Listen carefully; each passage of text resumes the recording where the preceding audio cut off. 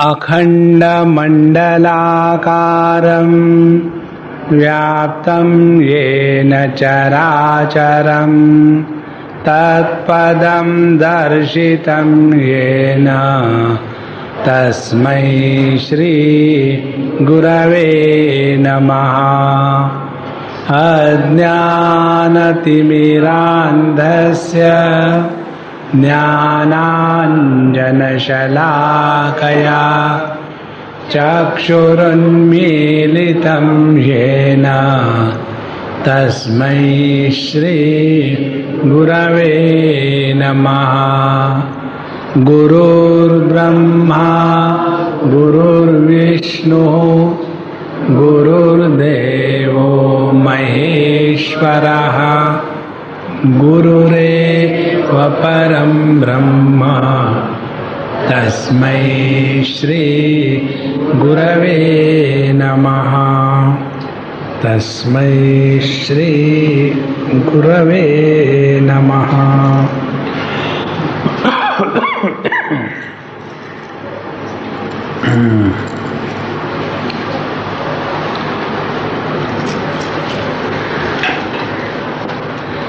श्री कृष्णा नारायण।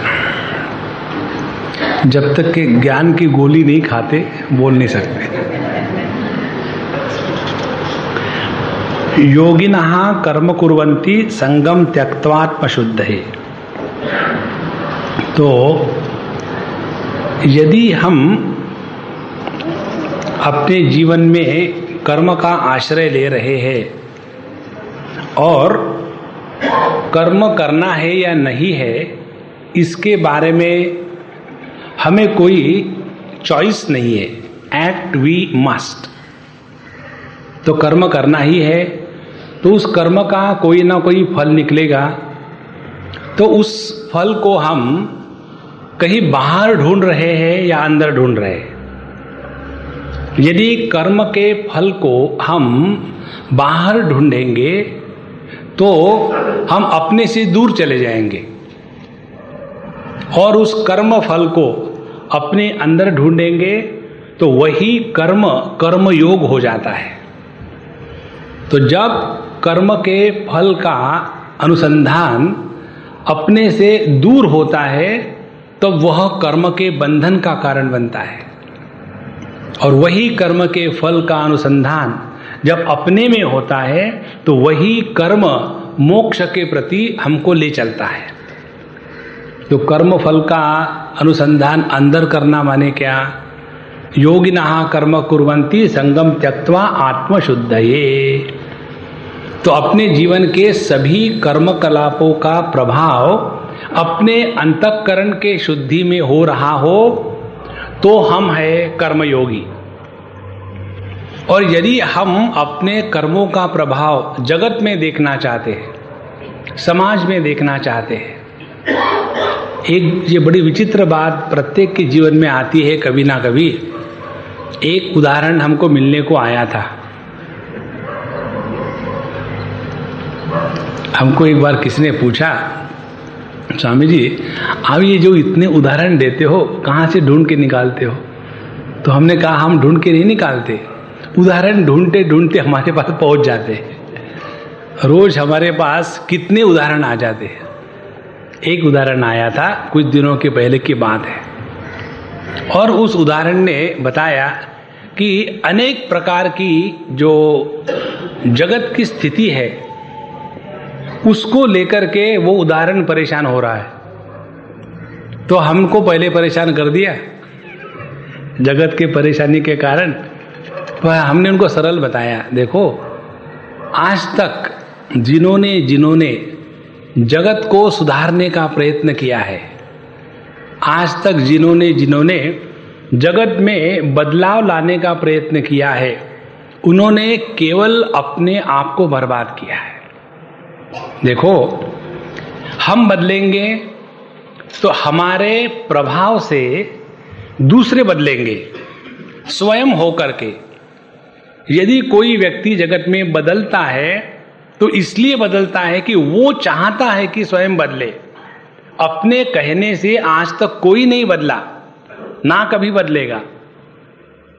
ये बात जब समझ में आ जाती है तो व्यक्ति अपना जीवन जीते समय दूसरों पर संस्कार करने हैं, दूसरों को बताना है, लोगों का भला करना है, यह जो बहिर्वृत्ति का जीवन प्रवाह है वो हमको पहले बंद करना है। तो योगिनः कर्म कुर्वन्ति संगम त्यक्त्वा आत्मशुद्ध है। तो यदि हम अपने पूरे जीवन में अच्छा धार्मिक जीवन जिए, ऐसे हर एक को गलत फहमी होती है कि I lived such a lovely life, what did I get at the end of my life? Frustration. यदि at the end of life हमको फ्रस्ट्रेशन मिलता है तो हमने योग्य प्रकार से जीवन नहीं जिया, ये इसका तात्पर्य है। इसीलिए जब हम अपने जीवन को योग्य प्रकार से जीते हैं तो उसका प्रभाव अपने अंतःकरण के शुद्धि में निश्चित रूप से दिखता है और दिखना ही चाहिए। ये बताने के बाद फिर हमारी जो दूसरी प्रक्रिया है, हमारा जो स्वभाव है कि अपने जीवन के सुख दुख के लिए किसी ना किसी को बदनाम करते रहो, और ये बदनामी करने की जो आदत है, इस आदत से हमने भगवान को भी नहीं छोड़ा। Why God has created this world full of misery? माने इस जगत में दुख का कारण भगवान है, भगवान के कारण ही दुख है। इसीलिए भगवान अपने हाथ धो लेते हैं, कहते हैं न कर्तृत्वम न कर्माणि लोकस्य सृजति प्रभुः न कर्म फल संयोगम स्वभावस्तु प्रवर्तते नादत्ते कस्यचित् पापम न चैवं सुकृतं विभुः अज्ञानेनावृतं ज्ञानम तेन मुह्यन्ति जन्तवः। भगवान ने कर्तृत्वाभिमान निर्माण नहीं किया है। थिंक, प्रभु लोकस्य कर्तृत्वम न सृजति। भगवान ने हाथ निर्माण किए, हाथ में कर्म करने की शक्ति निर्माण की है, कर्म का क्षेत्र निर्माण किया है, लेकिन कर्म करते समय मैं कर रहा हूं, यह भगवान की कृति नहीं है, यह हमारी विकृति है। और इसी विकृति के कारण हम दुखी होते हैं। इसीलिए हमारे दुख का कारण कर्तृत्वाभिमान, और यह कर्तृत्वाभिमान प्रभु की निर्मित नहीं है, यह हमारी ही बुद्धि की अज्ञान की उपज है। न कर्तृत्वम, दूसरी बात न कर्माणि, हमको किस प्रकार के कर्मों में लगना है, अच्छे बुरे, इसका निर्णय भगवान नहीं लेता, हम स्वयं लेते हैं और फिर बताते हैं कि देखो भगवान ने मुझे कैसे गलत कार्य में लगाया। नहीं। तीसरी बात न कर्म फल संयोगम, भगवान ने ये संपूर्ण सृष्टि के नियम बना दिए हैं, उसके बाद स्वभावस्तु प्रवर्तते, नियम के अनुसार ये सृष्टि चल रही है। भगवान किसी को ना तो पनिशमेंट देता है ना तो किसी को ब्लेसिंग देता है। यदि कोई व्यक्ति जाकर के बिजली के सॉकेट में उंगलियां डाले और फिर शॉक मिलने के बाद भगवान को कहे कि भगवान आपने ये दुनिया बनाने वाले बिजली क्यों बनाई, खामो खाम शॉक मुझे दिलाई, तो भगवान ने ये बिजली हमको शॉक देने के लिए थोड़ी बनाई है। ये तो स्वभावस्तु प्रवर्तते, ये नियम है, इस नियम के अनुसार बिजली कार्य करेगी और इसमें आप उंगलियां करोगे तो आपको उसका नतीजा मिलेगा। इस प्रकार से हमारे जीवन को चलाने की पूरी जिम्मेदारी हम पर है, ये इसका तात्पर्य निकला। फिर हम यदि, अब दूसरी महत्व की बात, भगवान कहते हैं नादत्ते कस्यचित् पापम न चैवं सुकृतं विभुः। जब हम अच्छा जीवन जीते हैं तो हम किसी पर उपकार नहीं करते। थिंक, हम यदि पाप करते हैं या हम यदि पुण्य करते हैं तो इसका प्रभाव हम पर ही पड़ता है, भगवान पर नहीं पड़ता। हम यदि पाप करेंगे तो भगवान की कोई नुकसान नहीं होगी, और हम यदि पुण्य करेंगे तो भगवान का कोई लाभ नहीं होगा। इसीलिए स्पष्ट कहते भगवान कि न कस्यचित, मैं किसका भी पाप नहीं खाता हूं। पाप करो तो भुगतो, अपन को क्या फर्क पड़ता है। उसी प्रकार से न चैव सुकृतम विभु, हम यदि अच्छा जीवन जीते हैं तो इसके द्वारा भगवान की कोई लाभ या हानि नहीं है। फिर ये ऐसा पाप पुण्य का चक्कर क्यों चलता है? अज्ञानेनावृतम ज्ञानम तेन मुह्यन्ति जन्तवः। इसीलिए इस अज्ञान के चक्कर से छूटना हमको है। और इस अज्ञान का मूल कार्य क्या है? हमने पहले दिन से देखा इस विषय को। अज्ञान का मूल कार्य है ममता के क्षेत्र में निवास करना। ये अहम की दो परिभाषाओं समझ लो। वो अहम जिसके साथ ममता जुड़ी है, उस अहम को परिच्छिन्न जीवात्मा या जीव कहते हैं। वो अहम जो ममता के चक्कर से छूट गया है और जिस अहम के साथ ममता की परिच्छिन्नता नहीं है, वो है परमात्मा का अहम। देखो कितनी छोटी सी बात है। अहम प्लस ममता इज जीवात्मा, अहम माइनस ममता इज परमात्मा। बस एक ही तो पैरामीटर को डिलीट करना है, बाकी कुछ नहीं करना। अब ये ममता को निकालना माने क्या? उस ममता को निकालने के लिए ममता के चक्कर में नहीं पड़ना। उसको कैसे निकाले? उसको निकालने के स्थान पर अपने हृदय में समता की प्रतिष्ठा करें। इसीलिए इस विषय को भगवान यहां पंचम अध्याय में भी बताते हैं कि जिस व्यक्ति ने इस एक समत्व तत्व के प्रति अपने बुद्धि को लगाया है, तद्बुद्धया तदात्मानः तन्निष्ठा तत्परायणाः, जिसके बुद्धि में केवल उस एक तत्व का ही चिंतन चलता है, जो व्यक्ति इस तत्व के प्रति ही अपने आप को समर्पित करता है, जिस व्यक्ति की निष्ठा केवल तत्व में है और जो तत्पर होकर के जीवन जीता है, तत्पर होकर के माने परमात्मा के प्रति समर्पित होकर के जीवन जीता है, ऐसा जो व्यक्ति है ज्ञान निर्धूत कल्मषाः, उसके अंतःकरण से समता के रोग का निराकरण हो चुका है। तो जिस व्यक्ति के अंतःकरण से इस समता का रोग निकल गया है, यह ममता का रोग निकल गया है, वह व्यक्ति इस समता में निष्ठा प्राप्त कर चुका।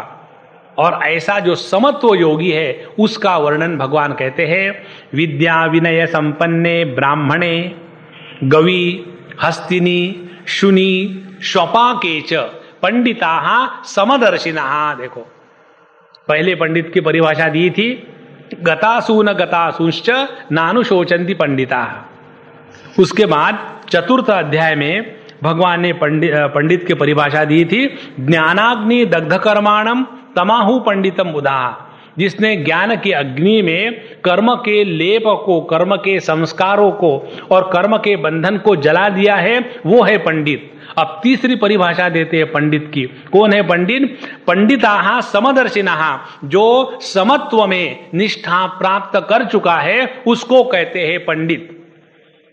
खाना बनाने वाले को नहीं कहते पंडित जी जरा खाना ले आना। सो पंडिताः समदर्शिनः। अच्छा, समत्व का दर्शन माने क्या? समत्व का दर्शन यहां उदाहरण देते, विद्या विनय संपन्ने ब्राह्मणे।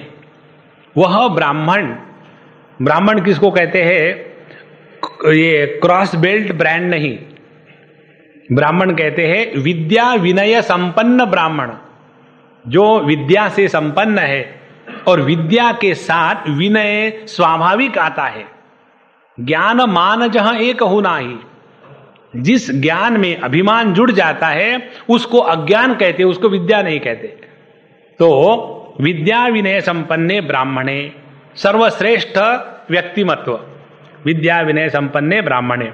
दूसरा गवी गाय, हस्तिनी हाथी, शुनि कुत्ता, श्वपाक चंडाल। इन सभी प्रकार के भेदों में जो एक अभेद तत्व का दर्शन करके सबके प्रति समदर्शिनः, सबके प्रति जिसका दर्शन एक है, यहां समझ लेना है समवर्तिनः नहीं कहा है भगवान ने। व्यवहार सबके साथ एक नहीं हो सकता, व्यवहार में भेद रहेगा, लेकिन भेद के कारण भेद भावना की निर्मिति नहीं होगी, उसको कहते हैं पंडिताः समदर्शिनः।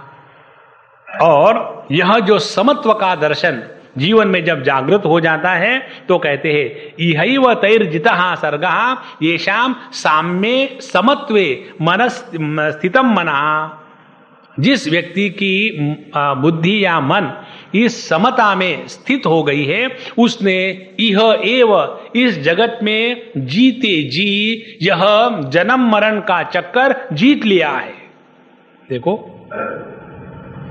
कितनी सरल साधना है। जब किसी भी चीज में भेद देखने हैं तो कितने प्रयत्न करने पड़ते हैं, और अभेद देखना है तो उसके लिए कोई प्रयत्न नहीं करना पड़ता। हम शायद कहीं बताए होंगे, फिर से बताते, हमारे बच्चों के कैंप में हमको अच्छे अच्छे अनुभव आते हैं। एक बार हमने बच्चों को ये भेद और अभेद की बात सिखानी थी, तो उनको हमने कहा बताओ बेटा कि हम लोग यहाँ सब बैठे हुए सभी बच्चे, इसमें डिफरेंसेस क्या क्या है, व्हाट आर द डिफरेंसेस। तो तुरंत बच्चों के हाथ ऊपर गए। कोई कहता है कोई लड़कियां है कोई लड़के हैं, कोई कहता है कि कोई मोटे है कोई पतले है, कोई कहता है कोई इंटेलिजेंट है कोई डल है, कोई कहता है कि कोई सुंदर है कोई सुंदर नहीं है, काले है गोरे है, खूब जितने चाहो भेद ले लो। फिर हमने कहा अब सब में एक बात क्या कॉमन है वो बताओ। तो जैसा हमने कहा सब चुप हो गए। एक बात क्या कॉमन है, एक बात क्या कॉमन है, सोच रहे उसमें से एक ने कहा कि मैं बताता हूं समझे क्या, हम सब के सब आपके मारे हुए हैं। कॉमन। जब हमारी दृष्टि एकत्व की तरफ जाती है तब भेद होते हुए भी भेद का प्रभाव नहीं पड़ता। माने भेद के होने में कोई नुकसान नहीं है, लेकिन भेद का जब प्रभाव हमारे बुद्धि पर पड़ करके हम जब भेदभाव में प्रवृत्त हो जाते हैं तब दुनिया में जीवन में दुख प्रारंभ है। तो इहैव तैर्जितः सर्गः येषां साम्ये स्थितम मनः। अच्छा, इस समत्व को इतना महत्व क्यों देते हैं? कहते हैं निर्दोषम ही समम ब्रह्म, क्योंकि परमात्मा समत्व की पराकाष्ठा है। देखो कितनी महत्व की बात है।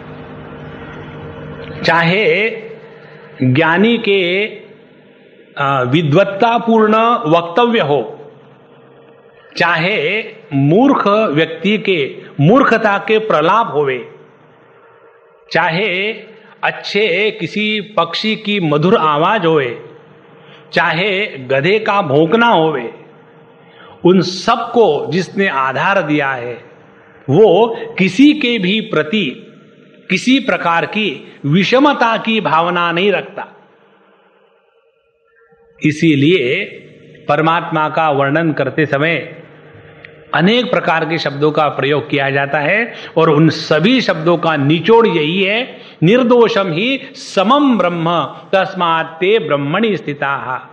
तो जहां हमारे जीवन में समत्व की सिद्धि होगी वहां हम प्रभु के साथ एक हो गए, और समता की प्राप्ति ही ममता के रोग का एकमात्र निवारण का उपाय है। इसीलिए यह कर्म के द्वारा हम इस समत्व को किस प्रकार से पहुंचे ये सिद्ध करने के पश्चात फिर भगवान एक बहुत महत्व की बात बताते हैं।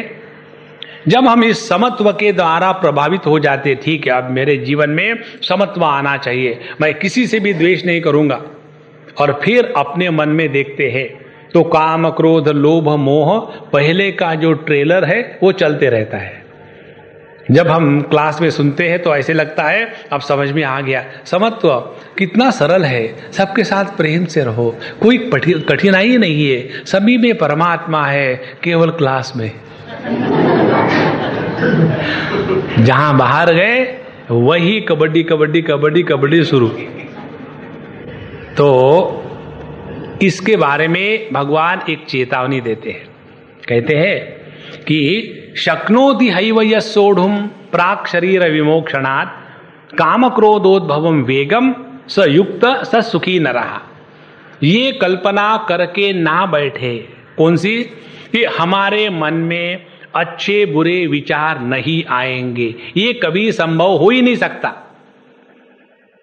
जब तक मन है तब तक उसमें अच्छे भी विचार आएंगे, बुरे भी विचार आएंगे। भगवान के स्पष्ट शब्द है यहां, कहते हैं यहां प्राक शरीर विमोक्षणात्, जीते जी शरीर के पतन के पूर्व काम क्रोधोद्भवम यहां सोढ़ुम शक्नोति, जो व्यक्ति अपने अंतःकरण में आए हुए काम और क्रोध इनके आवेग को सह सकता है, उसको कहते हैं युक्त, हां योगी पुरुष। ध्यान से सुनना, तो योगी युक्त पुरुष और हम लोगों में क्या फर्क है? ये फर्क है कि जब हमारे मन में काम क्रोध का तूफान उठता है तो हम उसके बली हो जाते हैं। We are overpowered by the impact of desire and anger. तो अंतःकरण में काम क्रोध के उद्भव को होना, इसमें कोई प्रॉब्लम नहीं है। जैसे समझो आप सबको मन में ये कामना आई, उठ करके स्वामी जी की पिटाई करें, तो उसमें किसी का नुकसान नहीं, मेरा तो डेफिनेट नहीं। तो फिर आकर के आप लोग नमस्कार भी करोगे, तो वो जो मन में एक विचार आया, डिजायर आई, उसके द्वारा कुछ नुकसान नहीं हुआ, कुछ पाप भी नहीं हुआ। क्यों? कि आपने उस इच्छा को, डिजायर को, उस आवेग को पकड़ के रखा है, उसको छोड़ नहीं दिया। माने भगवान कहते हैं कि अपने अंतःकरण में काम क्रोध के आवेग का आना, इसमें कोई गलती या पाप नहीं है। देखो कितनी कॉम्प्रोमाइज भगवान कर रहे हैं हमको आगे बढ़ाने के लिए। कहते हैं यहां सोढ़ुम शक्नोति, लेकिन जो इस काम क्रोध की वेग को सह सकता है। देखो हम लोगों को क्रोध 24 आवर्स नहीं होता, क्रोध का एक आवेग आ जाता है 2 क्षण के लिए। अरे ये कैसे हो गया, मैंने तो सोचा भी नहीं कि मैं इसको इतने जोर से चाटा लगाऊंगा कि इसका सर गर्दन के साथ शरीर से अलग हो गया, पता नहीं कैसे हो गया 2 क्षण में। तो क्रोध का या काम का केवल हमको आवेग आता है, तो इस आवेग को जो सह सकता है वो है युक्त पुरुष। सयुक्त, दूसरी बात ससुखी, और वही सुखी पुरुष है। दूसरी बात, तीसरी बात स नरहा, वही नर है, बाकी के वानर है। भगवान ने ये ब्रैकेट में लिखा है क्योंकि जो अपने काम क्रोध के आवेग को नहीं सह सकता, गुस्सा आया भोंकना शुरू, इच्छा हो गई उस इच्छा के अनुसार अपना जीवन चल रहा है। जिस व्यक्ति का अपने काम क्रोध पर किसी भी प्रकार का नियंत्रण नहीं है, वह ना तो योगी है, ना तो मनुष्य है, ना तो वो कभी सुखी हो सकता है। तो अपने जीवन में इस काम क्रोध की अभिव्यक्ति होती है इस ममता के कारण। जो ममता कहती है कि ये अपना है तो उसके प्रति कामना हो गई, और कोई पराया है तो उसके प्रति क्रोध हो गया। तो यह काम क्रोध की जननी है ममता, और जब तक ये ममता अपने अंतःकरण में बनी रहेगी तब तक के हम इस विषमता के रोग से प्रभावित रहेंगे। अच्छा, ये बताने के पश्चात फिर अब यहां हम पहुंच चुके हैं, कहां? हमने अपने जीवन में कर्म कर लिया, कर्म का प्रभाव हमको बाहर देखना नहीं है, अंतःकरण पर देखना है। अंतःकरण पर क्या देखना है? कि हमारा अंतःकरण शुद्ध हो गया। अंतःकरण शुद्ध हो गया माने अंतःकरण में किसी भी प्रकार के विषमता को प्राधान्य नहीं है, माने समता की सिद्धि। जब समता की सिद्धि हो रही है तो ये कल्पना नहीं करना कि अब मेरे मन में एक भी अच्छा बुरा विचार नहीं आएगा।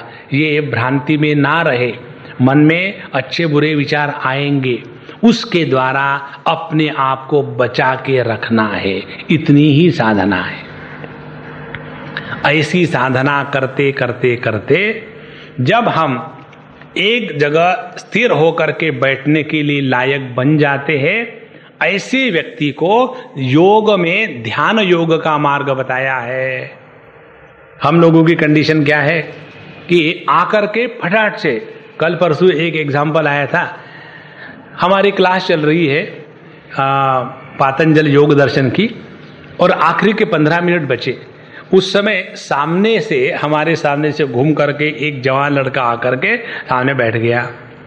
बैठने के बाद सबको देख रहा, सब लोग ठीक पढ़ रहे कि नहीं, मैं ठीक पढ़ा रहा हूँ कि नहीं, उसका अवलोकन हो गया। और उसके बाद जब मैं जा रहा था, स्वामी जी मैं इसलिए आया हूँ कि मुझे मेडिटेशन सीखना है, मैं अभी आऊँ आपके कमरे में।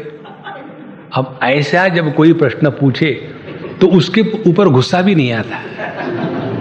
यदि छोटा सा बच्चा हमारे दाढ़ी से खेले तो उसके ऊपर क्या गुस्सा करे। उसी प्रकार से जो आया सोचता है कि मुझे मेडिटेशन करना है।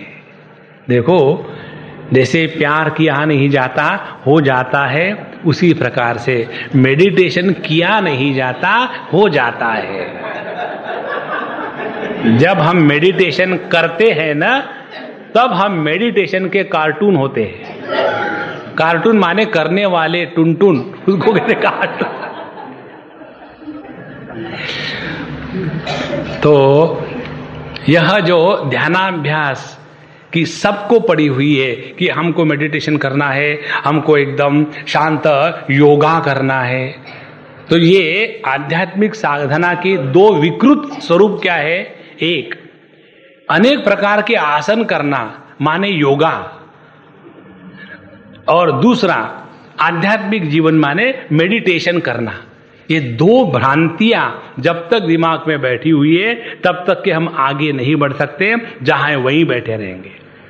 अच्छा, जब हम अपना जीवन इस प्रकार से जीते हैं कि जो जीवन जीने के बाद अपने बारे में व्यक्ति को कृतकृत्यता का अनुभव होता है, तब जाकर के ध्यानाभ्यास अगली सीढ़ी है।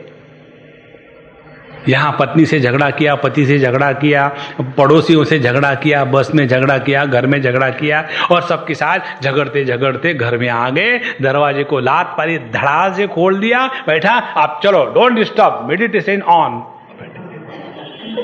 कुछ होगा इससे? तो जब तक हमारा जीवन एकदम शांत, पवित्र, सुंदर, किसी भी प्रकार के विक्षेपों का शिकार नहीं होता, यह जो इक्विपॉइज हम बाहर के जगत में रहते समय जब हार्वेस्ट करते हैं, तो इस इक्विपॉइज माइंड को लेकर के आगे ध्यान की प्रक्रिया शास्त्रों में बताई गई है। योगाभ्यास में, पातंजल योग दर्शन में पहले उन्होंने 5 साधनाएं बताई, उसके बाद मन के स्तर पर आते हैं।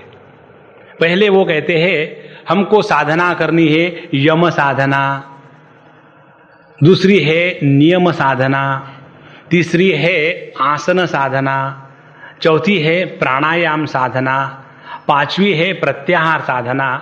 ये 5 साधनाओं की परिपक्वता होने के पश्चात फिर अपने मन को देश काल वस्तु इन 3 प्रकार के बंधनों से मुक्त करने के टेक्निक बताए गए। यदि हम पहले 5 सीढ़ियां तो चढ़े नहीं और डायरेक्टली वहां जंप करना चाहते हैं, तो हम अपना ही सत्यानाश करने पर तुले हुए हैं। इसीलिए ये 5 साधनाएं हम आपको शॉर्ट में बताते हैं। पहली है ध्यानाभ्यास के क्षेत्र में उतरने के पहले पहली साधना है यम साधना। इस यम साधना में हमको करना कुछ नहीं है, बहुत सुंदर बात है। ये ऐसी साधना है कि इसमें करना कुछ नहीं है, जो हम कर रहे हैं गलत उसको रोकना है। तो पहली यम साधना है अहिंसा। अपने शरीर, मन, वाणी, बुद्धि के द्वारा किसी का अहित न होवे, इस प्रकार से जीना है। देखो, हमारा यदि कोई असली दुश्मन होगा तो अपनी ही वाणी। किसी के साथ अच्छी बुरी बात कर बैठते, बाद में पछताते हैं। जहां बोलना नहीं वहां बोल बैठते, बाद में पछताते हैं। जिसके साथ बोलना नहीं, जिस विषय पर, उस विषय को उसको जाकर के बता देते हैं, पता नहीं मैंने क्यों बताया। अब देखो, अपने जीवन के जो सीक्रेट्स होते हैं वो दुनिया को कैसे पता चलते हैं? जब तक हम नहीं बताएंगे किसको पता चलेगा? और हम कैसा कहते हैं अपने दोस्त को, देखो you are my close friend, भक्तोसी बे सखा चेती रसम एतद उत्तमम। मैं तुमको अपने लाइफ का सीक्रेट बता रहा हूं, किसको मत बताना। जब हम ही अपने जीवन का सीक्रेट अपने आप में नहीं रख सकते तो दूसरा क्या रखेगा। इस प्रकार से फिर अपने जीवन की जो सूक्ष्मता है वो पब्लिक हो जाती, और फिर कहते पता नहीं लोगों को कैसे पता चलता है, हम ही जाकर के लोगों को बताते हैं, बाकी कोई नहीं बताने वाला। इसीलिए हिंसा का त्याग करना, अहिंसा कर्मणा वाचा और मनसा, यह पहली साधना है।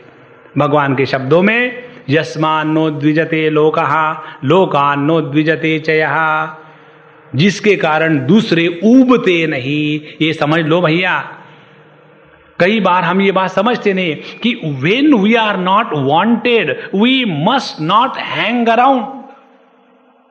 जब हमको कहना पड़े किसी को स्वामी जी अब जाओ ना यहां से, तो फिर हमारी अकल क्या है। तो इस जगत में अपना अस्तित्व ऐसा होना चाहिए कि अपने होने से अगला व्यक्ति ऊबे नहीं। यस्मान्नो द्विजते लोकः। और हम किससे ऊबते हैं कि जो परेशान करता है। परेशान कैसा करता है, 3 प्रकार से। या तो वाणी से, खामो खाम की बातें पूछते रहेंगे, स्वामी जी आप क्या करोगे, हम कुछ भी करेंगे, तुम कौन हो तो पूछने वाले। नहीं, I just want to know, मैं शीर्षासन करूं। एक बार मुझे किसी ने पूछा था, मैं सुबह उठा, उठने के बाद पूजा विजा हो गई और मैं बैठ करके कॉफी पीने के लिए ऐसे बैठा था। आई वॉज इन सच ए काम एंड क्वाइट पॉइंट, और वहां बैठा था, सडनली कोई तो भी आया, इंपोर्टेड एग्जाम्पल। आने के बाद स्वामी जी आप क्या कर रहे हैं, what are you doing. I said nothing. How it is possible. I said okay something, but what is that something. I said, I am developing a technique of frustration, slowly। माने जहां गए वहां अनावश्यक बातों में इंक्वायरी शुरू। इसीलिए पहली साधना अहिंसा, यम की साधना। दूसरी सत्य। सत्य की साधना यह है कि अपने अंतःकरण के भाव ही अपने वाणी के द्वारा अभिव्यक्त होवे, पहली बात। दूसरी बात, अंतःकरण के प्रत्येक भाव को अभिव्यक्त करने का कंपल्शन नहीं है, वहां विवेक होना चाहिए। तो अपने अंतःकरण के भाव ही जब वाणी के द्वारा अभिव्यक्त होते हैं, तब उसके द्वारा दूसरे के अंतःकरण में योग्य प्रकार का ज्ञान निर्माण होता है। जब हम ही कंफ्यूज है, हम कहना क्या चाहते हैं, हम कह क्या रहे, ऐसी यदि हमारी वाणी होगी तो हम कंफ्यूज, पब्लिक को और कंफ्यूज कर देंगे। इसीलिए सत्य की प्रतिष्ठा तब होती है कि जब व्यक्ति का अंतःकरण के भाव और वाणी इनमें तालमेल बना रहता है। इस सिद्धि के द्वारा वाक् सिद्धि हो जाती है। सत्यस्य प्रतिष्ठितायाम वाक् सिद्धिर्भवति। दूसरी सत्य अहिंसा। तीसरी बात है अस्तेय। अस्तेय माने जगत के किसी भी वस्तु पर अपना हक जताने की आदत को छोड़ देना है। इस जगत में अपना है क्या, कुछ नहीं। हम आपके है कौन, ऐसी दुनिया हमको कहती है, और हम कहते हैं कि कौन नहीं है, सब कुछ है। अस्तेय। फिर चौथी बात आ जाती है ब्रह्मचर्य। ब्रह्मचर्य का तात्पर्य है कि हम अपने जीवन के प्रणाली को इतना सुसंस्कृत और नियमित बनावे कि हम अपने पर ही नाज रखे, ना कि हम अपने ही मन से गिर जावे। और 5वीं साधना है यम साधना, जिसको कहते हैं अपरिग्रह। जो जो चीज हमने ग्रहण करी है, पकड़ के रखी है, वही अपने को जीवन में दुख देती है। तो ये 5 चीजों को समझ करके चलना, ये यम साधना है। ये निषेधात्मक साधना, जिसके द्वारा हम अपने मन को बहुत शांत रखने में मदद कर सकते हैं। दूसरी आती है 5 नियमों की साधना। नियमों में बताते पहली साधना शौच, बाह्य और आंतरिक शुद्धि। बाह्य शुद्धि तो हम सब जानते हैं, अनेक प्रकार के स्प्रे मार करके, एक आध बार नहाना भी चाहिए। तो बाह्य शुद्धि हो गई, और दूसरी है आंतरिक शुद्धि। आंतरिक शुद्धि हो जाती है जब हमारे अंतःकरण में नित्य निरंतर प्रभु का नाम स्मरण या पवित्र विषयों का चिंतन चल रहा हो, और जगत में पवित्र केवल तत्व चिंतन ही है, बाकी कुछ नहीं। ये बाह्य आंतरिक शौच हो गया। फिर अगली बात आती है संतोष। जिस व्यक्ति के हृदय में संतोष है, उस व्यक्ति के हृदय में किसी भी प्रकार के विक्षेप नहीं आ सकते। संतोषात परम सुख लाभा। जिस व्यक्ति के जीवन में संतोष आ गया है, वो व्यक्ति दुखी हो ही नहीं सकता। फिर तीसरी बात आती है तपहा। तप वो है अपने आप को प्रसन्न रखना, और जितने प्रकार के द्वंद्व जीवन में आते हैं उन द्वंद्वों को प्रेम से सह लेना। फिर आती है अगली बात स्वाध्याय। नित्य निरंतर परमात्मा का नामस्मरण और शास्त्रों का अध्ययन और उस पर चिंतन। और पांचवी बात आ जाती है ईश्वर प्रणिधान। ये सब करते समय अपने बगल में कन्हैया लाल को बैठा दो हमेशा के लिए। ये 10 बातें होने के बाद हम अब मेडिटेशन वर्दी होने के लिए हमारी फ्लाइट ने ग्राउंड पर अब चलना शुरू कर दिया है। उसके बाद आ जाता है आसन। आसन में केवल 2 बातें देखनी है। एक, आसन की स्थिरता और निश्चलता, और दूसरी, उस आसन में किसी प्रकार का प्रयत्न ना लगे। प्रयत्न शैथिल्य, जितना हम एफर्टलेस बैठ सकेंगे एक ही आसन में बिना किसी कष्ट के, वो आसन हमारे लिए योग्य है। हमने शब्द किया है बैठ सकेंगे, सो सकेंगे की बात नहीं कही। नहीं तो बिना अब किसी परेशानी के जब हम ऐसे लेट जाते हैं तवे पर जैसे दोषा पड़ा रहता है तो बड़ा अच्छा लगता है। उसे मेडिटेशन नहीं होगा, नींद आएगी। आसन। फिर प्राणायाम आता है। प्राणायाम की साधना इतनी ही है कि जब हमारा देह स्थिर निश्चल प्रयत्न रहित हो जाएगा और एक जगह बैठेगा तो अपने आप श्वासोश्वसन बहुत हल्के फुल्के और धीरे धीरे चलते रहते हैं। ये होने के कारण अब हमारी, ध्यान से सुनना, जितनी शक्ति है मनस शक्ति, अब ये मन की शक्ति बाहर के विषयों में नष्ट नहीं हो रही है। Now this total strength is withdrawn, harvested, available for us.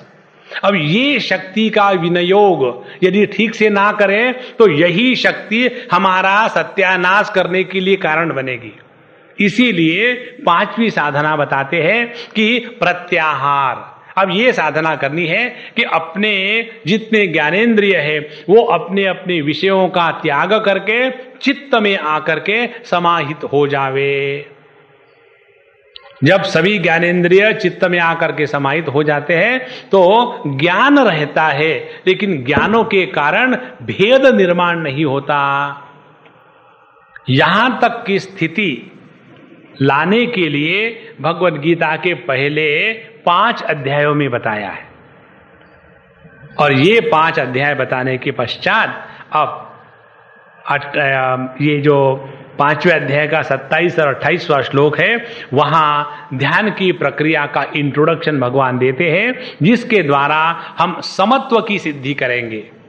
तो वहां बताते हैं स्पर्शान कृत्वा बहिर्बाह्यान चक्षुश्चैवान्तरे भ्रुवोः प्राणापानौ समौ कृत्वा नासाभ्यन्तरचारिणौ यतेन्द्रिय मनोबुद्धिः मुनिर्मोक्षपरायणः विगतेच्छा भयक्रोधः यस् सदा मुक्त एव सः। 2 श्लोकों में मेडिटेशन हो गया। पहली बात जो हमने 5 बातें देखी, उसके द्वारा प्राणापानौ समौ कृत्वा, हम जब शांत बैठ लेते हैं तो इतनी स्थिरता शारीरिक, बौद्धिक और मानसिक आ जाती है कि किसी प्रकार के जगत के जो परसेप्शन है उसके द्वारा विक्षेप नहीं होते। इसके लिए एक आपको हम साधना बतावे, बहुत महत्व की है। ये बात हमको किसी ने बताई, स्वामी जी आपकी वो बात हमको बड़ी पसंद आई, हमको मालूम नहीं था। हमने कौन सी बात है? बोले उस दिन जब आपका लेक्चर चल रहा था और आपके पीछे 2-3 फोटो रखे हुए थे, भगवान कृष्ण का था, गुरुदेव का था और वो गीतोपदेश का था, और जोर से हवा आई और सभी के सभी फोटो नीचे गिर गए। लेकिन आपने एक बार भी पीछे मुड़ के नहीं देखा और आप पर उसके गिरने का कोई प्रभाव नहीं हुआ। क्या आपने नहीं सुना था? तो हमने कहा हमने सुना था, लेकिन देख के करेंगे क्या, आप सब देख ही रहे थे। जब हम इसका सिंसियरली अभ्यास करते हैं, हर एक चीज के ऊपर अपने को ध्यान देने की आवश्यकता नहीं। कौन आया, किस लिए आया, क्यों आया, शादी हुई, किसकी हुई, कब हुई, कितने बार हुई, व्हाट इज द नीड,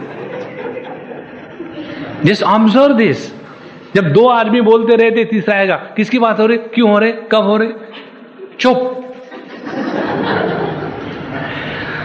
और ये जो जगत में रहते समय जीने की जो हमारी आदत है, वही आदत मेडिटेशन के समय में जागृत हो जाती है। तो शांत होकर के बैठे, उधर पानी की आवाज आ रही, टप टप टप, उसी पानी के एक बूंद के कारण ये समुद्र हिल रहा है और मेडिटेशन करना चाहते। इसीलिए स्पर्शान कृत्वा बहिर्बाह्यान, सभी विषयों को बाहर रख दिया है, अब अंदर आने की जरूरत नहीं। स्पर्शान कृत्वा बहिर्बाह्यान चक्षुश्चैवांतरे भ्रुवोः, अपने आप को समाहित कर लिया किसी भी एक स्थान पर धारणा का अभ्यास करने के लिए। और फिर प्राणापानौ समौ कृत्वा, अब हमारे श्वास की गति इतनी संतुलित हो गई है और इतनी सूक्ष्म है और इतनी धीरे धीरे चल रही है, मानो दोनों श्वास केवल हमारे नासिका के अंदर ही चल रहे हैं। बाहर यदि उंगली लो तो वहां तक भी श्वास का प्रभाव अपने चमड़ी पर नहीं पड़ेगा। इतना सूक्ष्म श्वासोश्वसन जब ये हो जाएगा, तब उस समय अपना जो मन है अत्यंत सूक्ष्म और संवेदनाक्षम होता है। ऐसे मन को इतने सूक्ष्म आवाज सुनने को आती है कि जो आवाज हम नॉर्मली नहीं सुन सकते। उदाहरण के लिए अपने हृदय की गति, अभी जैसे आप लोग बैठे हो तो हृदय में नित्य निरंतर अनाहत ध्वनि हो रहा है, धाड़ धाड़ धाड़ धाड़, लेकिन हम कितने सुन रहे हैं, कोई नहीं सुन रहा। लेकिन जब हम सूक्ष्म हो जाते हैं तो अपने हृदय के गति की आवाज आना शुरू हो जाती है। अपने देह में इतना जो खून बह रहा है, उसका जो फ्लो है, उसकी आवाज सुनने को आ जाती है। ये सभी के सभी सूक्ष्म जो परसेप्शन है वो हमारे बुद्धि में या ज्ञान में, मन में जागृत हो जाते हैं। ऐसा जो सूक्ष्म ज्ञान है, वहां जाने के पश्चात फिर हमको विवेक ख्याति हो जाती है, जिसमें हम ये जान सकते हैं कि कौन सा ज्ञान बौद्धिक ज्ञान है और कौन सा आत्मज्ञान है।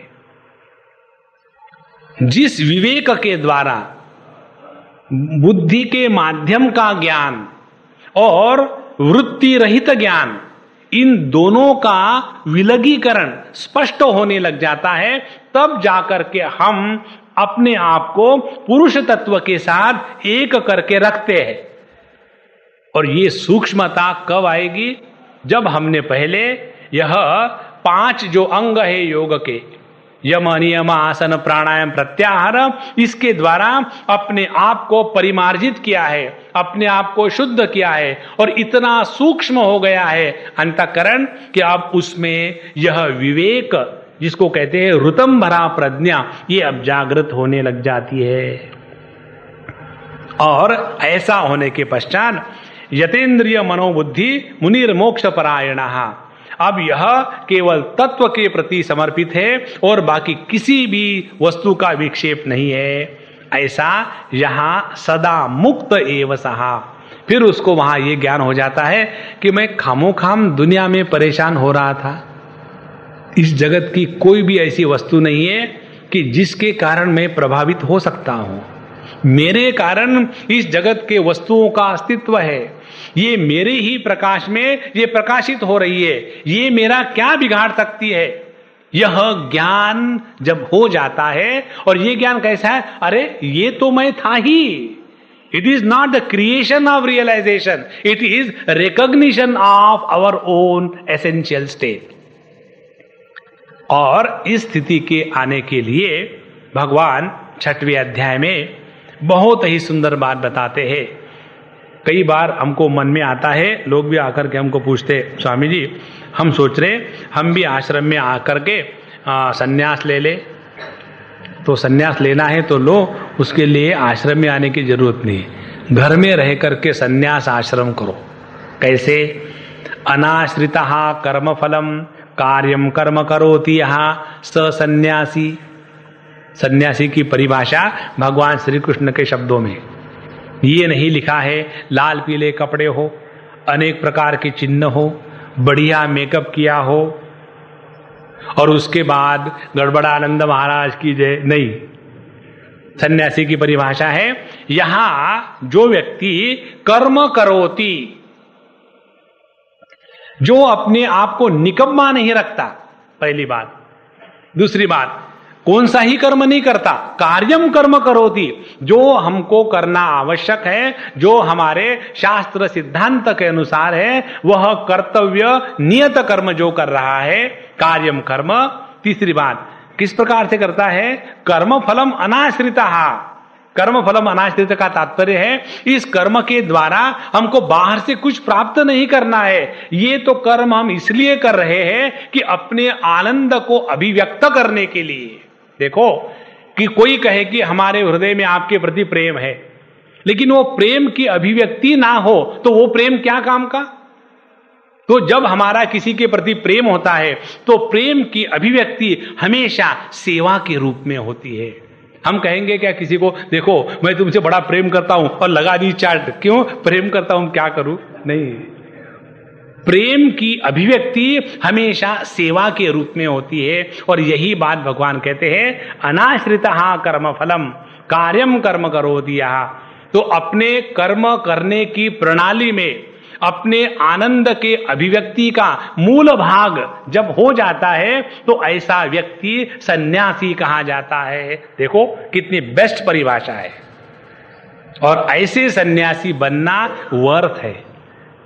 नहीं तो केवल रंग रंगोटी बना करके चले गए अपने हरिद्वार ऋषिकेश, जहाँ किसी के साथ बीवी के साथ झगड़ा हो गया और वहाँ जाने के लिए बाद बाल मुड़वाए, 10 पैसे का गेरू लिया, कपड़े को लगा करके बाबा जी बन गए। कब तक टिकोगे, गेरू का रंग भी निकल जाएगा और फिर घर आ जाएंगे।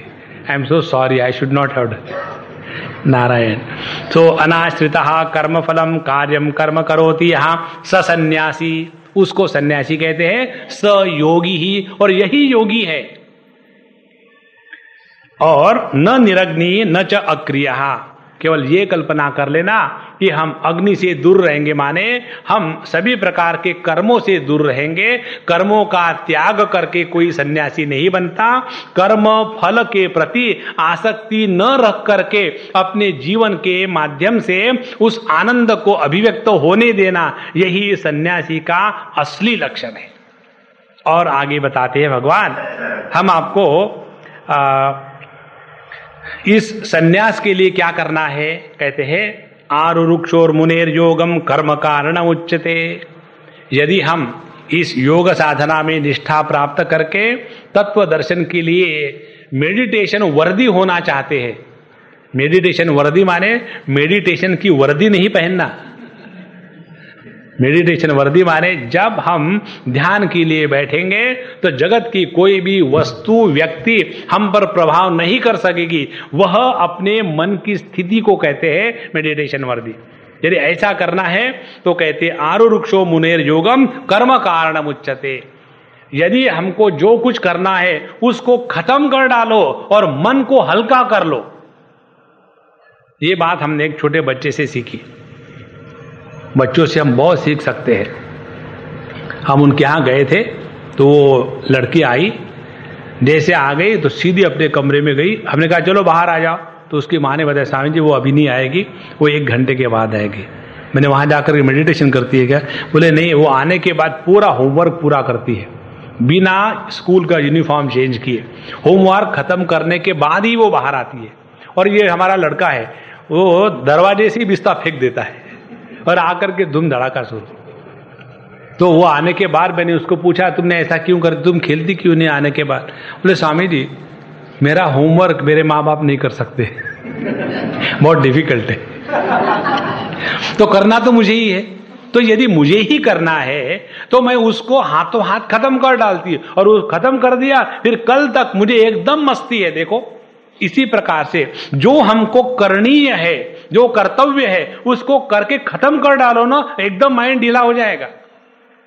यदि जो हमको कर्तव्य है वो हम नहीं करेंगे और उसका बोझा सर पर लेकर के मेडिटेशन के लिए बैठेंगे, तो वहां मेडिटेशन के लिए बैठेंगे और सोचेंगे आज हमने बच्चे को टिफिन बॉक्स में परसों की सब्जी दी, पता नहीं ठीक थी या नहीं,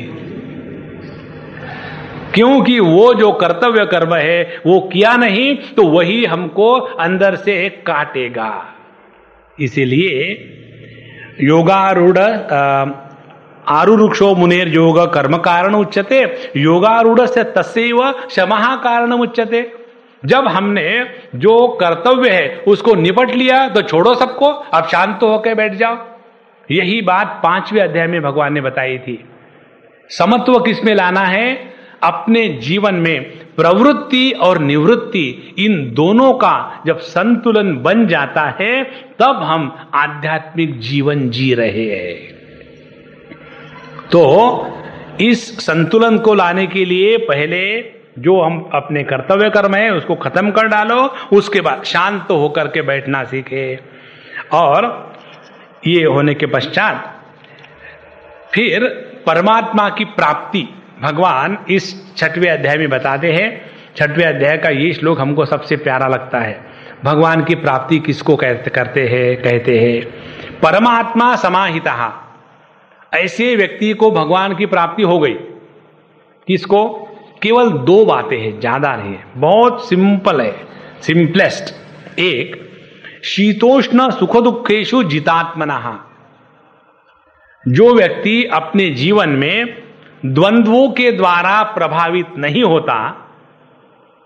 और दूसरा, मानापमानयोः प्रशांतस्य, जो मान अपमान के कारण किसी भी प्रकार के उद्वेग को प्राप्त नहीं होता बल्कि प्रशांत रहता है। प्रशांत का तात्पर्य शांत, अशांत और प्रशांत। शांत वो है जो अशांत का विरोधी है, अशांत वो है जो शांत का विरोधी है, प्रशांत वो है जो शांत और अशांत इन दोनों के द्वारा प्रभावित नहीं होता, वो है प्रशांत। माने यदि मान या आदर मिला तो जो फुदकता नहीं, और अपमान हुआ तो जिसको गुस्सा नहीं आता, ऐसा जो है उसको इस जगत में इसी समय परमात्मा प्राप्त हो चुके हैं। देखो, कहीं जाने की जरूरत नहीं, बिल्कुल नहीं। शारदा संगीत विद्यालय में यहां और कहीं जाने की जरूरत नहीं। केवल 2 बातें होवे। एक, शीतोष्ण सुख दुखेषु जितात्मनः, मानापमानयोः प्रशांतस्य परमात्मा समाहितः। और ये कब होगा? जब हमारा मन, जब हमारी बुद्धि हमारी कही हुई बात मानने को तैयार है तब। यदि नहीं हुआ तो फिर हम जो है वो है। अच्छा, ये इतनी सरल बात है। अब ऐसा जीवन जिसने जिया है 13 लेक्चरों में, आज के 13वां लेक्चर है ना, तो जिन्होंने ऐसा जीवन जिया है अब वो मेडिटेशन के आसन पर बैठने के लिए क्वालिफाई हो गए। अब मेडिटेशन के आसन पर, ध्यान के आसन पर आकर बैठने के लिए पहले 2-3 बात महत्व की है। ये अपने जीवन का अभिन्न अंग होना चाहिए। एक, अपने जीवन में ध्यानाभ्यास करने का एक विशेष समय निश्चित होवे, और वो समय ऐसा नहीं होए कि जब बच्चों को स्कूल में जाना है या हमको अपने आप को ऑफिस में जाना है, उस समय नहीं होना चाहिए। वो समय ऐसा होना चाहिए कि जब हम किसी के कोई नहीं होते। Keep any time. What is the best time? Early morning at 4 o'clock। But then who will sleep? Problem is that सुबह में 4 बजे उठेंगे, भी सोएगा कौन? तो एक समय दिन में से ऐसा पकड़ ले कि उस समय 15 मिनट के लिए, आधे घंटे के लिए हम किसी के कोई नहीं है। उस समय हम केवल मात्र है। ना हम पति है, ना पत्नी है, ना पुत्र है, ना पिता है, ना इन-लॉ है, ना आउट-लॉ है। किसी प्रकार के कोई भी हम नहीं है, हम केवल है मात्र। उस समय ध्यान का अभ्यास नित्य निरंतर रोज आधे घंटे 1 घंटे करने का एकदम नियम व्रत के अनुसार करें, तब हम आगे बढ़ सकेंगे। इसमें एक आपको बात और बता दे, जो बात हम नियम और व्रत से करते हैं वही पूर्ण होती है। यदि आप ये कल्पना करो, जैसे हम लोगों ने यहां हमारे नारंग महाराज के कहने के अनुसार ये नियम ले लिया है कि रविवार के दिन आएंगे और 9 से 10:30 बजे तक भगवत गीता पर विचार करेंगे, और उस नियम के अनुसार चल रहे हैं। आप भी आ रहे, हम भी आ रहे, और वो भी सब व्यवस्था कर रहे हैं। तो धीरे धीरे धीरे धीरे ये कार्य चल रहा है। यदि ऐसा कहते कि जब मुझे टाइम मिलेगा मैं आ जाऊंगा, जब आपको टाइम मिलेगा तब आप आ जाना, जब उनको टाइम मिलेगा तब वो बंदोबस्त करेंगे, इस प्रकार से टाइम पास होगा कुछ नहीं। तो अपने भी जीवन में आध्यात्मिक जीवन जीना माने उसमें अनुष्ठान, व्रत और नियम के अनुसार होना चाहिए। जिसके जीवन में नियम और व्रत नहीं है वो आध्यात्मिक साधक नहीं है। अब हम बताएं आपको, हमारे आश्रम में हमने अपने विद्यार्थियों को अनेक प्रकार के विषय पढ़ाए। उसमें श्रीमद् भागवत का पारायण, उसमें 2-4 श्लोक तो है नहीं, भगवत गीता के जैसे 700 श्लोक 2.5 घंटे में हो जाए पूरा, 18,000 श्लोक है। और जब हमको किसी ने पूछा कि क्या कर रहे हैं आजकल, हमने कहा कि भागवत का पारायण कर रहे। भागवत का पारायण कभी किसी ने किया? हमने कहा हमको तो पता नहीं, हम तो कर रहे। कैसे संभव है? केवल यही हमने नियम लिया, रोज कम से कम 3 या 4 अध्याय या 2 अध्याय रोज पढ़ने हैं, और एक पीरियड 11 से 11:30 तक उसके लिए निश्चित कर दिया। तो एक बार उस नियम से लग जाओ तो पहले उठाओ उस भागवत महापुराण को, 18,000 श्लोक देखकर ही हार्ट बीट बढ़ने लग जाते हैं। पता नहीं ये कभी पढ़ना होगा भी नहीं होगा। और जब शुरू कर दो रोज 2 अध्याय, 3 अध्याय, 4 अध्याय, धीरे धीरे धीरे धीरे अपने आप हो जाता है। इसी प्रकार से अपनी आध्यात्मिक साधना में नियम का अनुष्ठान के अनुरूप व्रत लेकर के जब हम करेंगे तब जाकर के आध्यात्मिक साधना होती है। नहीं तो जब मेरी नींद खुलेगी तब मैं उठूंगा, जब मेरा मूड बनेगा तब मेडिटेशन में बैठूंगा, और मेडिटेशन बैठने के बाद नींद आएगी तो वहीं तकिया रख दूंगा। तो ऐसे करने से आध्यात्मिक जीवन नहीं चलता।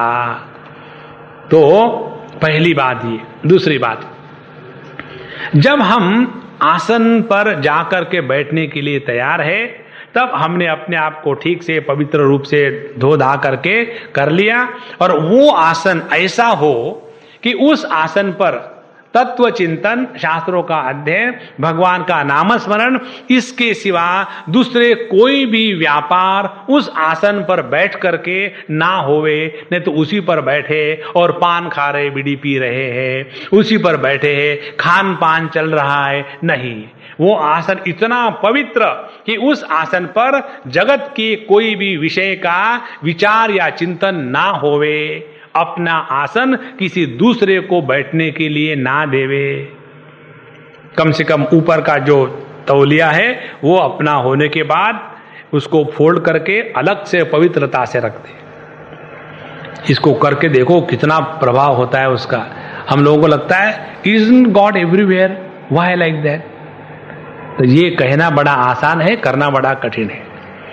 अच्छा, आसन की दूसरी बात। तीसरी बात, जो हमारा आसन होता है बैठने का, वहाँ भगवान बताते हैं चैलाजिन कुशोत्तरम, आसन ऐसा हो कि इतना सॉफ्ट नहीं हो कि 6 डनलॉप के 2-2 फीट के गद्दे एक के ऊपर एक रख दिए और उसमें जाकर के बैठे मेडिटेशन के लिए, तो चारों गद्दों के बीच में इनकी ग्रेवयार्ड तैयार हो गई। ऐसी बात नहीं। इतना सॉफ्ट ना हो और इतना हार्ड ना हो कि अब हम तपस्या करना चाहते, डायरेक्टली अपने जमीन पर पत्थर पर जाकर के बैठे, वो भी गलत है।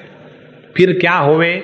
सरल बात आपको बताए, ब्लैंकेट को 4-6 बार फोल्ड करके जमीन पर रख दे, उसके ऊपर में एक बढ़िया साफ सुथरी चद्दर या तौलिया रख दे, इतना काफी है।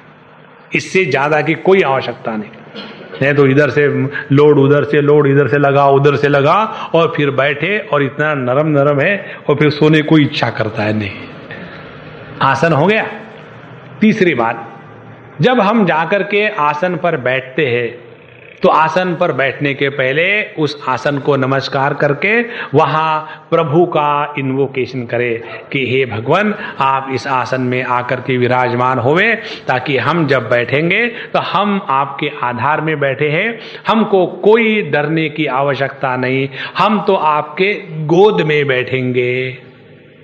तो आसन में जाके बैठे तो उस समय अनुभूति होती है कि हम तो अपने कन्हैया के गोद में बैठे हुए हैं। अब हमको काहे का डर है? इतनी जबरदस्त सिक्योरिटी आ जाती है कि किसी भी प्रकार का डर मन में प्रवेश नहीं करता। ये होने के पश्चात फिर शांत होकर के बैठ लिए, भगवान का नाम लिया, गुरु को स्मरण किया और उसके बाद अपने देह को कैसे रखना है। कहते हैं समम काय शिरो ग्रीवम धारयन अचलम स्थिरः। अब अपना जो देह, उसका जो पोस्चर है, बैठने की विधि, उसका हम आपको टेक्निकल बताते हैं। ये उन लोगों के लिए कि जिनका स्वास्थ्य स्वाभाविक नॉर्मल है, उनके लिए। अब जिनको कमर में दर्द, यहाँ का डिसलोकेशन, वहाँ का डिसलोकेशन, यहाँ से डिसलोकेशन, हम डिसलोकेटेड लोगों के लिए बोल नहीं रहे, उनके लिए जहाँ जो लगाना है लगाते रहो। हम नॉर्मल आदमी के लिए बता रहे, सब नॉर्मल के लिए नहीं बता रहे। पहली बात, जो बेस होता है वह माने ये घुटना और ये घुटना, इसके बीच में जितना अंतर है उतना ही अंतर घुटना और अपने सर, इसके बीच में होवे। तो ये अंतर तो हम कोई बदल नहीं सकते, अपने सर को ऊपर खींच के नीचे लगा वो तो नहीं कर सकते। तो कर क्या सकते हैं? कर सकते हैं केवल ये 2 घुटनों का जो अंतर है वो इतना हो जो अपना सर और घुटना इसके बीच में का है। ऐसा करने से क्या हो जाएगा? एक ऐसा इक्विलैटरल कोन बन जाएगा। Any structure which is an equilateral cone is stable. तो वह एकदम स्थिर पोस्चर बन गया और इसमें अपनी पीठ की हड्डी, गर्दन और सर एक लाइन में हो। समम काय शिरो ग्रीवम धारयन अचलम स्थिरः। अच्छा, ऐसा बैठने के पश्चात फिर किसी भी प्रकार का हिलना डुलना बंद कर दे। कई लोगों को आदत होती है धर्म क्षेत्रे कुरुक्षेत्रे समवेतायुत्सवा, उनके नीचे मिर्ची रख दो तो चटनी तैयार हो जाएगी। जो करते नहीं सुखाते चटनी का नहीं, इसीलिए धारयन स्थिर, उसका जो बेस है वो एकदम स्थिर होना चाहिए। फाउंडेशन शुड बी फर्म और जो वर्टिकली है वो भी अचल होना चाहिए, किसी प्रकार का हिलना डुलना नहीं। 2 बातें हो गई। तीसरी बात, अब इस प्रकार से जब हम बैठेंगे तो अपने देह पर जहां जहां फोल्डिंग हुआ है, घुटनों में पैर जहां जमीन पर लगे हैं, पीठ, अपने सभी जॉइंट्स, इसमें नेचुरल टेंशन रहता है। तो जब तक कि ये टेंशन सब अपने जोड़ों में लगा हुआ है तब तक के प्रयत्न शैथिल्य नहीं होगा। प्रयत्न शैथिल्य माने प्रयत्न का अभाव, ये नहीं होगा। और जब तक हम प्रयत्न करते रहेंगे तब तक के थक जाएंगे। कोई भी कार्य करते समय जितने कम प्रयत्न होंगे उतना कार्य आसानी से होता है। और जो कार्य करते समय बहुत एफर्ट्स की आवश्यकता लगती है, वो कार्य करने से या करते करते हम बड़े जल्दी थक जाते हैं।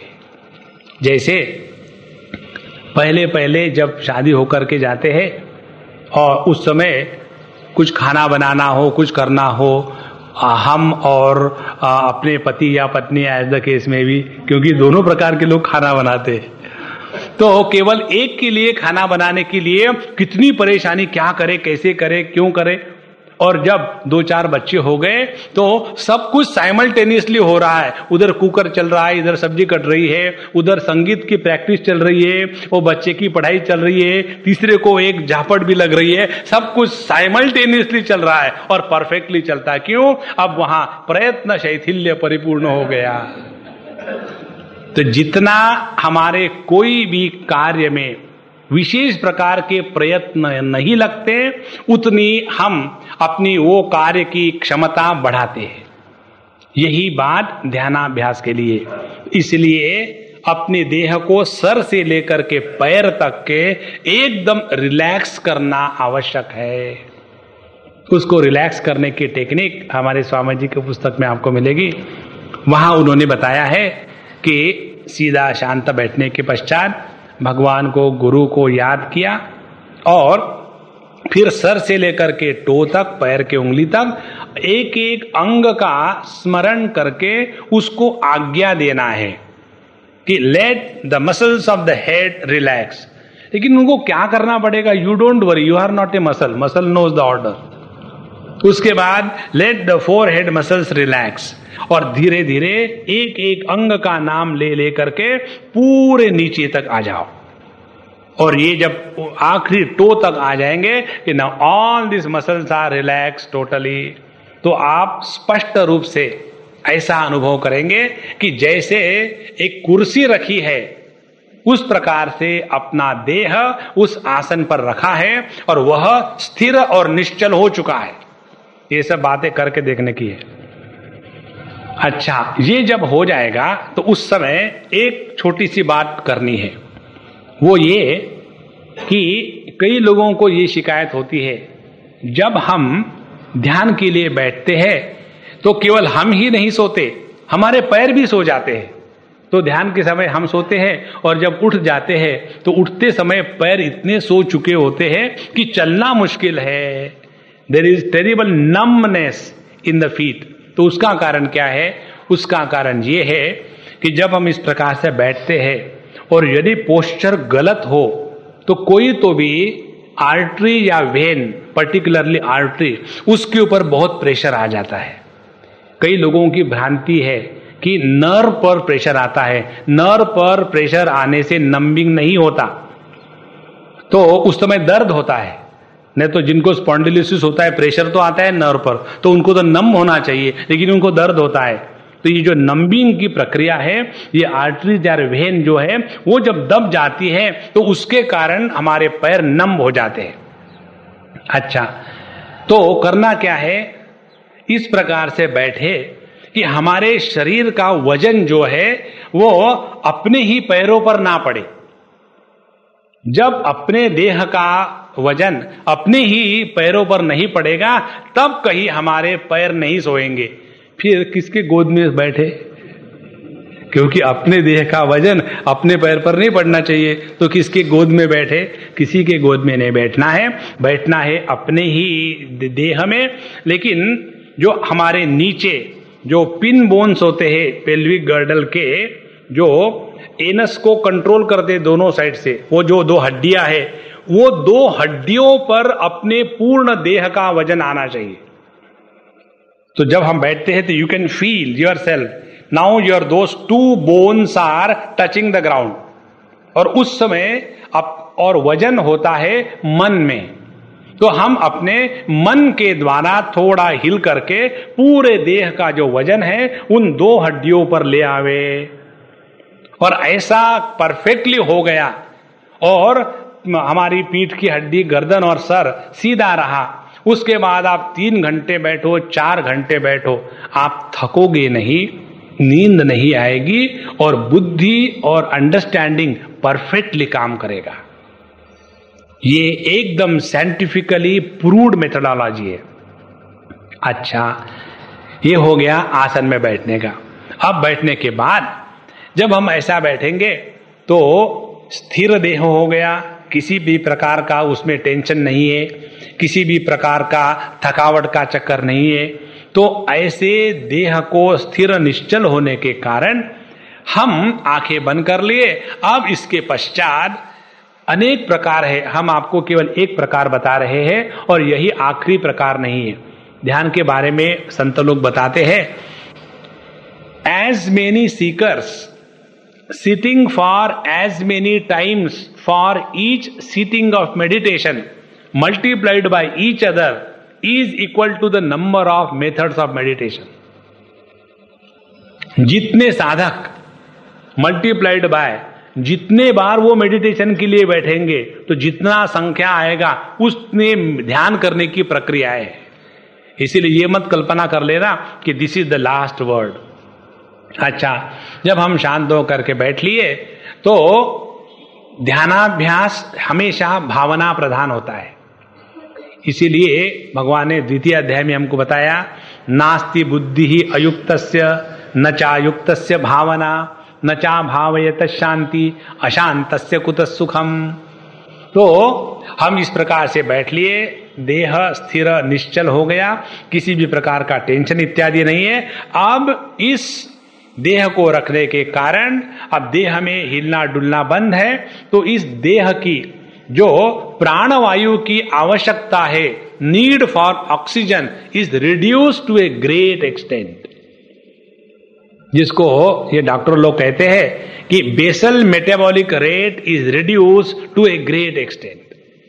जब ये मेटाबॉलिक रेट एकदम कम हो जाएगा तो नेचुरली ऑक्सीजन रिक्वायरमेंट कम होगी। ऑक्सीजन रिक्वायरमेंट कम होगी तो अपने आप श्वासोश्वसन हल्का और धीरे धीरे चलता रहेगा, बेयर मिनिमम। अच्छा, जब श्वासोश्वसन इस प्रकार से धीरे और हल्का होगा तो इसके परिणाम स्वरूप अपना जो मन है वो अपने आप धीरे धीरे शांत होने लगेगा, क्योंकि प्राण का मन के साथ डायरेक्टली संबंध है। हमारा मन और हमारा देह, इन दोनों को इकट्ठा करने वाला जो क्विक फिक्स है उसको कहते हैं प्राणमय कोश। इसीलिए जब प्राण देह से निकल जाते हैं तो मन और देह इनका संबंध टूट जाता है और उसी को कहते हैं मौत। तो जब ये प्राण शक्ति को हम इस प्रकार से नियंत्रित कर लेते हैं तो ये जो मन देह के साथ तादात्म्य करके जो भेद बुद्धि का प्रतिपादन कर रहा था, यह भेद बुद्धि का प्रतिपादन मन के द्वारा होना कम हो जाएगा। इसीलिए यह प्राणायाम के द्वारा एकदम मन अपने प्राणायाम को किया, धीरे हल्का, किसी भी प्रकार का विक्षेप नहीं, किसी भी प्रकार का असंतुलन नहीं। तो उसके कारण हमारे, ध्यान से सुनना, हमारे मन की अपने देह पर जो पकड़ है वो पकड़ धीरे धीरे छूटना शुरू हो जाएगी। अब इसको समझ लो, जब हम इस पुस्तक का वजन करना चाहते हैं और यदि इसका वजन करते समय इसको समझो हमने एक धागे से बांधा, धागे से बांधने के बाद उस स्केल पर रखा, लेकिन धागा ऊपर से छोड़ा नहीं, थोड़ा सा ऐसा पकड़ के रखा, तो उसका जो वजन होगा वो वजन एग्जैक्टली पुस्तक का जितना वजन है उतना नहीं होगा। और यदि हम इस धागे से पुस्तक को और थोड़ा ऊपर उठाते हैं तो उतना उसका वजन कम हो जाएगा, तो उसका वजन कम नहीं होगा। क्या हो रहा है, इस पुस्तक का वजन हमने ऊपर से उठा लेने के कारण उस स्केल पर पूरा नहीं आ रहा है। अब ये उदाहरण समझ में आ गया तो आगे चलो। उसी प्रकार से जब हम अपने देह के साथ मन के माध्यम से तादात्म्य प्राप्त करते हैं तो ये देह को, हमारा जो मन है, ऐसे मानो जैसे धागे से पुस्तक को ऊपर के लटका के रखा था, ऐसे इस देह को, ये जो हमारा मन है, ये ऐसा पकड़ करके ऊपर उठा के रखता है। और जहां ये प्राणायाम की पद्धति हो गई, धीरे धीरे धीरे धीरे ये मन की देह के ऊपर की पकड़ जो है वो धीरे होना शुरू हो जाएगी। ये जितना मन अपने देह को छोड़ देगा, उतना ये देह भारी, स्थिर और निश्चल बनता जाएगा। उसके बाद जो मन होगा वो देह के रेफरेंस को लेकर के विचार करना बंद कर देगा। थिंक, बहुत आवश्यक बात है ये। जब तक ये बात समझ में नहीं आएगी, हम ध्यान कर रहे हैं, बस ध्यान ही ध्यान है, कुछ नहीं है। इसीलिए जब तक हमारा मन इस देह के आकार को धारण करके रखा है, तब तक मन में टेंशन बना रहेगा, तब तक मन में थकावट बनी रहेगी। जैसे हमको देह को टेंशन फ्री करना है, उसी प्रकार से मन को टेंशन फ्री करने के लिए इस मन ने इस देह के साथ जो तादात्म्य करके उसको पकड़ के जकड़ के रखा है, उसको छोड़ना पड़ेगा। जब तक उसको नहीं छोड़ेंगे, तब तक कि ये जो मन है तत्व चिंतन में, प्रभु के चरणों में लीन होने के लिए लायक नहीं बना।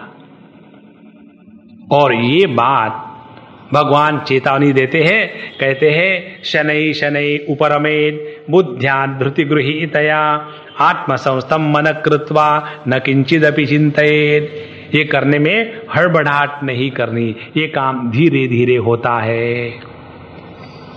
इसीलिए दो बातें, श्रद्धा और सबूरी। अपने शास्त्रों में जो बताया है, गुरुजनों ने जो बताया है, उसमें 100% ब्लाइंड फेथ, अंधविश्वास। एक पुणे में ऑर्गेनाइजेशन है अंधविश्वास निर्मोचन समिति, और उनका केवल अपने ही बुद्धि पर विश्वास है, और वो विश्वास अपनी बुद्धि जो सोचती है वही ठीक है, दूसरे की बुद्धि सोचती है वो गलत है, ये भी अंधविश्वास ही है, दूसरा कुछ नहीं है। तो जब गुरु वचन और शास्त्र की बात आती है, तब वहां संपूर्ण रूप से विश्वास होवे, श्रद्धा होवे, तब जाकर के हम आगे बढ़ सकते हैं। तो ये सब यदि करना है तो उसमें 2-4 बातें भगवान बीच में बताते हैं। कहते हैं युंजन एवं सदात्मानम योगी नियतमानसः शांतिम निर्वाण परमाम मत संस्थाम अधिगच्छति। ऐसा व्यक्ति मेरे स्वरूप को प्राप्त हो जाता है। लेकिन बीच में बताते हैं नास्त्यश्नतस्तु योगोस्ति न चैकान्तमनश्नतः न चाति स्वप्नशीलस्य जाग्रतो नैव चार्जुन युक्ताहार विहारस्य युक्तचेष्टस्य कर्मसु युक्तस्वप्नावबोधस्य योगो भवति दुःखः। यहां फिर समता की बात भगवान कह रहे हैं। हमको यदि अपने जीवन में आध्यात्मिक प्रगति की कल्पना भी करनी है, तो जीवन में समत्व को लाना आवश्यक है। हर बात में जो खूब खाते ही खाते हैं या बिल्कुल नहीं खाते, अति खाना या बिल्कुल न खाना, अति सोना या बिल्कुल नहीं सोना, ये सभी के सभी जो एक्सट्रीमिस्ट है, they are not fit for आध्यात्मिक साधना। इसीलिए भगवान बताते हैं युक्ताहार विहारस्य युक्त चेष्टस्य कर्मसु। आहार विहार, काम करना, काम से उपरत होना, बोलना, बोलने से उपरत होना, सोचना, सोचने से ऊपर होना, काम करना और सोना भी, कमाना पैसा और पैसा खर्चा भी करना, हर जगह में योग्य प्रकार का बैलेंस जब तक अपने जीवन में नहीं आता, तब तक के हम आध्यात्मिक जीवन जी रहे हैं। यह केवल कल्पना मात्र है। कई लोग ये उपवास के चक्कर में अपना पूरा जीवन बर्बाद कर लेते हैं। हम अपने बर्बादी की दास्तां के बाद आपको बता रहे हैं। हमने 3 साल तक ये एक्सपेरिमेंट किए। एक बार खाना खाएंगे तो क्या करते थे, 3 टाइम का खाना एक बार खा लेते थे। अरे शराफत की बात है, 3 बार खाओ। पिछले बार हमने आपको सिद्धांत बताया, ये सिद्धांत आप रिपीट करते हैं। यदि हमको अच्छा जीवन जीना है, आध्यात्मिक प्रगति करनी है, दिमाग को खाली रखो, पेट को भर के रखो। हम लोग उल्टा करते हैं, पेट को खाली रखते हैं। ये उपवास सोमवार आए शिव जी, मंगलवार आया गणेश जी या हनुमान जी, बुधवार आए संतोषी माता, गुरुवार आए गुरु महाराज है, शुक्रवार आए बालाजी, शनिवार आए फिर हनुमान जी, रविवार आया तो एकादशी, उसी दिन एकादशी आ जाती है। और फिर अपने आप को इतना टॉर्चर करेंगे और जितना पेट खाली रहेगा उतना दिमाग में तूफान रहेगा खाने को लेकर के। इससे बढ़िया बात यह है अपने दिमाग को शांत रखो, उसको खाली कर देना है। युक्ताहार विहारस्य युक्त चेष्टस्य कर्मसु युक्त स्वप्नावबोधस्य। सोना ज्यादा या कम सोना दोनों गलत है। योगो भवति दुःखः, ऐसे ही व्यक्ति के जीवन में यह जो योग साधना है वो दुख का निर्मूलन कर सकती है। और इसके लिए भगवान कृष्ण एक बहुत सुंदर उपमा देते हैं। कहते हैं यथा दीपो निवातस्तः नेंगते सोपमा स्मृता योगिनो यत चित्तस्य युञ्जते योगमात्मनः। ऐसा जब साधक शांत होकर के बैठा है और उसका ध्यान अपने इस मन के स्थिति पर है। अब यहां जो मन की स्थिति है, यहां आने के पश्चात अब अगली जो 3 साधनाएं हमने नहीं बताई थी, धारणा ध्यान समाधि, उसको हम आपको 5 मिनट में बताएंगे, ध्यान से सुनना। ऐसा जो साधक है जिसने अपने आप को ध्यान के आसन पर ले आया, अब बाहर की कोई चीज उसको परेशान नहीं कर रही है, ऐसा ही साधक अपने मन को नियंत्रण में लाना माने क्या और किस प्रकार से लाना, इसके बारे में विचार कर सकता है। जो व्यक्ति इस प्रकार से परेशानियों का शिकार है कि स्वामी जी जब मैं ध्यान के लिए बैठती हूं या बैठता हूं ना, तब पता नहीं बहुत ही बुरे बुरे विचार मन में आने लग जाते हैं। तब से तो मुझे ऐसे ही लगने लग गया कि मेडिटेशन के कारण बुरे विचार आते हैं। तो क्या आपके ही मन में बुरे विचार आते हैं? देखो, जो इन छोटी छोटी चीजों में फंसा है वो अभी कहां क्वालिफाई हुआ। तो जहां आकर के बैठे, अब मन के नियंत्रण को छोड़ करके दूसरा और कोई काम धंधा नहीं। जो कुछ करना था नहीं करना था, दुनिया को जहां के वहां छोड़ दिया। अब यहां बैठे, अब एकमात्र लगन है। ये जो मनीराम जी महाराज है परेशान कर रहे, उनको नियंत्रण में ला करके उन्हीं के सर के ऊपर बैठ करके प्रभु के पास पहुंचना है। एकमात्र लगन। और ये लगन एक्साइटमेंट से नहीं होगी। उसके लिए 3 टेक्निक शास्त्र बताते हैं। 3 टेक्निक को टुगेदर संयम कहते हैं। और ये संयम शब्द भगवान ने 2य अध्याय में प्रयोग किया था, जहां भगवान ने कहा कि या निशा सर्वभूतानाम तस्याम जागृति संयमी। तो संयम किसको कहते हैं? अपने मन को देश के साथ भटकने नहीं देना, उसको कहते हैं धारणा। अपने मन को वस्तु के साथ भटकने नहीं देना, उसको कहते हैं ध्यान। और अपने मन को काल के साथ भटकने नहीं देना, उसको कहते हैं समाधि। 3 बातों का जब नियंत्रण होगा तब जाकर के अपना मन अपने कंट्रोल में आ रहा है। अन्यथा हम केवल मन के पीछे दौड़ेंगे और मन आगे दौड़ेगा। तो क्या करें? बहुत सरल बात है। अपने शांत बैठने के पश्चात अपने मन को किसी एक स्थान पर ले आओ। हम आपको उदाहरण के लिए बता रहे, आप जहां रखो ठीक ही है। अपने इस अनाहत चक्र पर, या जिसको कहते हैं हृदय, हृद पुंडरीक मध्य, यहां अपने मन को ले आए। उसके बाद वहां अपने इष्ट देवता या गुरु चरण या जो भी हमारा इष्ट देवता है उसको ले आवे। यहां हमारे कन्हैयालाल बड़े प्यार से खड़े हैं। तो ये हो गया ध्यान और धारणा। और फिर ये काफी लंबे समय तक रहना चाहिए। ऐसे नहीं कन्हैयालाल आगे चले गए, अब कौन आया, अब तो मार्केट आ गया, तो वो धारणा ध्यान समाधि का अभ्यास नहीं है। तो अपने मन को एक ही स्थान पर एक ही विषय में अनेक लंबे समय तक जब हम पकड़ के रख सकते हैं, तब हमने अपने मन को संयमित करने का योग्य प्रकार से प्रारंभ किया है। अन्यथा we must control our mind, but what is that? Don't ask me, but you must control your mind. ऐसी कल्पना से नहीं होगा। इसीलिए मन को देश के द्वारा बंधन, उसके बाद वस्तु के माध्यम से और काल के माध्यम से, ये अभ्यास शनैः ही उपरमेद बुद्ध्या धृति गृहीतया। और जैसा जैसा मन इधर उधर जाता रहेगा, कहते हैं यतो यतो निश्चरति मनश्चंचलम स्थिरम ततस्ततो नियम्येतद् आत्मनि एव वशम नयेद। ये बात ओवरनाइट नहीं होगी। मन जाएगा, हाँ जरूर जाएगा, फिर उसको ले आओ प्यार से। भाई देखो, हम लोग उसके बारे में बुराई बाद में सोचेंगे, अभी तो ध्यान करने का समय है ना, तो यहां बैठ लो।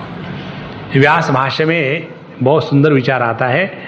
उसमें बताते हैं भगवान व्यास कि जब हमारे मन में वितर्क शुरू हो जाते हैं, तब ऐसा होता है, ये ऐसा, उसको मैं मारूंगा, उसका धन छीन लूंगा, ये करूंगा, बहुत विक्षेप है, तो उसके उल्टे विचार करो। देखो, मैं दुनिया से परेशान होकर के तो ये भगवत गीता सुनने को आया हूं, और यहां आकर के फिर वही शुरू कर दिया। अरे मन भैया, अब शांत तो हो जाओ ना। दुनिया बाहर, अब इस समय ध्यान के समय हमको किसी से कुछ लेना देना नहीं, कोई हमारा मित्र नहीं, कोई हमारा शत्रु नहीं। अपने मन को समझावे प्यार से, और शनैः ही उपरमेद, धीरे धीरे यतो यतो निश्चरति मनश्चंचलम स्थिरम ततो ततो नियम्येतद् आत्मनि एव वशम नयेत्। ऐसा जब धीरे धीरे धीरे करेंगे, तब आप देखेंगे प्रभु की कृपा से, अपने प्रयत्न से मन शांत होने लग जाता है। एक बात फिर हम आपको बताए, फिर बंद करेंगे।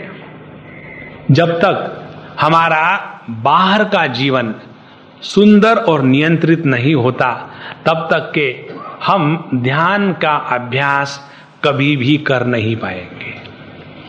अपना बाहर का जीवन इतना सुंदर होना चाहिए कि यस्मान्नोद्विजते लोकः लोकान्नोद्विजते च यः हर्षामर्ष भयोद्वेगैः मुक्तः यस् स च मे प्रियः। मन नित्य निरंतर जगत के साथ रहते समय खटपट खटपट नहीं, तब जाकर के ध्यानाभ्यास का आनंद और उस आनंद के माध्यम से परमानंद की प्राप्ति कैसा है, यह विषय हम अगले बार देखेंगे।